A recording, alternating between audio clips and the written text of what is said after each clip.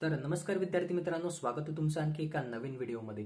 तर बघा विद्यार्थी मित्रांनो, आजचा व्हिडिओ हा 10वीच्या विद्यार्थ्यांसाठी अत्यंत महत्त्वाचा व्हिडिओ असणार आहे। कारण बघा, आजच्या व्हिडिओमध्ये आपण एकदा 10वीसाठी मराठी विषयाचं पेपर प्रेझेंटेशन बोर्डाच्या परीक्षेसाठी कशा पद्धतीने करायचं ते आज आपण बघणार आहोत।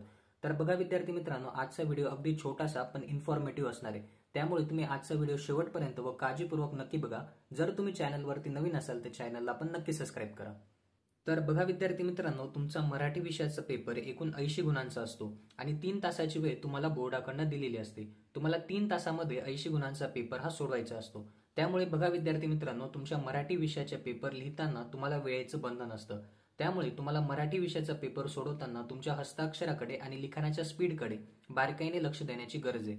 त्यानंतर बघा विद्यार्थी मित्रांनो, दुसरा महत्त्वाचा मुद्दा असतो तो असतो पेनाचा वापर। तर बघा विद्यार्थी मित्रांनो, बरेच विद्यार्थी मला विचारतात की सर, बोर्डाचा पेपर लिहिताना कुठल्या पेनाचा वापर आम्ही करावा। तर बघा, बोर्डाच्या नियमावलीनुसार तुम्हाला पेपर लिहिताना कुठल्याही एका शाईच्या पेनाचा वापर हा करायचा असतो। तर बघा, बरेच विद्यार्थी काय करतात, जो मुख्य प्रश्न क्रमांक असतो तो ब्लॅक पेनाने लिहितात, जो उपप्रश्न क्रमांक असतो तो देखील ब्लॅक पेनाने लिहितात आणि उर्वरित पेपर हा ब्ल्यू पेनाने लिहितात। तर बघा विद्यार्थी मित्रांनो, तुम्हाला बोर्डाचा पेपर लिहिताना कुठल्याही एका पेनाचा वापर हा करायचा असतो। त्यामुळे बघा, तुमचे 2 फायदे असतात। पहिला फायदा तुमचा वेळ वाचतो आणि दुसरा तुमचा पेपर सुटसुटीत व टापटीप दिसतो। त्यामुळे बघा, तुम्हाला पेपर लिहिताना कुठल्याही एका पेनाचा वापर हा करायचा असणार। तर बघा विद्यार्थी मित्रांनो, यानंतर आपण बघूया की तुम्हाला मराठी विषयाचं पेपर प्रेझेंटेशन ऍक्च्युअल मध्ये कशा पद्धतीने करायचे। तर बघा विद्यार्थी मित्रांनो, सर्वात प्रथम तुम्हाला पेपर लिहिताना तुमच्या लेफ्ट साईडच्या मार्जिनला अटॅच 1 सेंटीमीटरची बॉर्डर ही ड्रॉ करायची। तर बघा विद्यार्थी मित्रांनो, ही बॉर्डर तुम्हाला प्रत्येक पेजवरती ड्रॉ करायची अशा पद्धतीने। तर बघा विद्यार्थी मित्रांनो, ही बॉर्डर आपल्याला का ड्रॉ करायची, तर बघा, आपला जो मुख्य प्रश्न क्रमांक असतो तो आपण ह्या चौकटीमध्ये लिहित असतो आणि उपप्रश्न क्रमांक आपल्याला ह्या बॉर्डरच्या आत हा लिहायचा असतो। तर बघा, आपण ह्या बॉर्डरच्या आत उपप्रश्न क्रमांक लिहित असतो।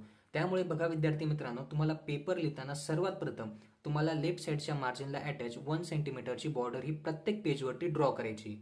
त्यानंतर बघा विद्यार्थी मित्रांनो, तुम्हाला पेपर लिहिताना काही छोट्या छोट्या गोष्टी तुम्हाला लक्षात ठेवायच्या आहेत। त्यामध्ये बघा, तुम्हाला पेपर लिहिताना सर्वात प्रथम तुम्हाला विभागाचं नाव हे टाकायचंय। त्यानंतर बघा, जो तुमचा मुख्य प्रश्न क्रमांक असतो तुम्हाला ह्या चौकटीमध्ये लिहायचा असतो। त्यानंतर बघा, तुमचा उपप्रश्न जो असणार आहे तुम्हाला ह्या लेफ्ट साईडच्या मार्जिनमध्ये लिहायचा असणार आहे।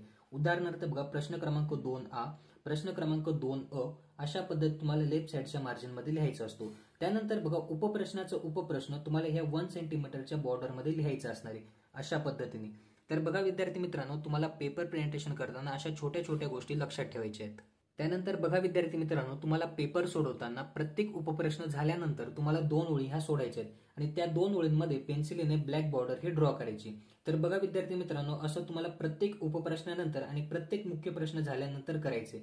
तर बघू शकतात की पेपर सोडवताना मी प्रत्येक मुख्य प्रश्नानंतर आणि प्रत्येक उपप्रश्नानंतर 2 ओळी ह्या सोडलेल्या आहेत आणि त्या 2 ओळींमध्ये पेन्सिलीने ब्लॅक बॉर्डर ही ड्रॉ केली आहे।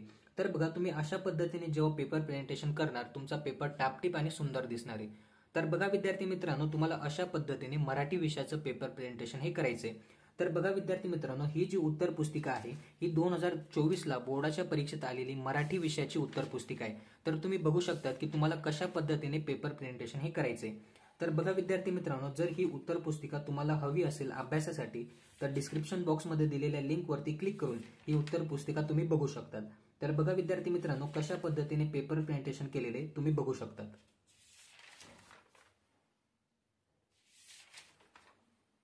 तर बघा विद्यार्थी मित्रांनो, हा होता आपला आजचा व्हिडिओ। जर तुम्हाला आजचा व्हिडिओ आवडला असेल तर व्हिडिओला नक्की लाईक करा आणि चॅनलला पण नक्की सबस्क्राईब करा।